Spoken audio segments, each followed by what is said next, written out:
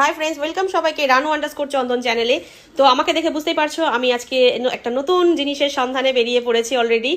আর এখন সেটা হচ্ছে আমরা একটু ভাং ট্রাই করব। তো ফ্রেন্ডরা মিলে সবাই একটু মানে ঠিক করেছি যে হোলিতে আমরা সবাই এবার এবছর ভাং খাবো। কারণ বড় বড় ইউটিউবাররা দেখেছি প্রত্যেক বছর হোলির ভাং খাওয়ার একটা ব্লগ দিয়েছে। তো আমারও ইচ্ছা হলো যে সবাইকে নিয়ে তাই দেবো। দেখো অলরেডি আমার হাজবেন্ড গাড়ি পার্কিং করে চলে এসেছে। বাপরে বাপ, দোকানের দিকে তাকিয়ে দেখো কি ভিড়, আমরা তো চান্সই পাচ্ছিলাম না। তো কোনো রকমে আমার হাজবেন্ড এক ফাঁক থেকে একটু কোনা দিয়ে একটু গুজে টুজে গিয়ে এক গ্লাস ভাং আমার জন্য নিয়ে আসলো।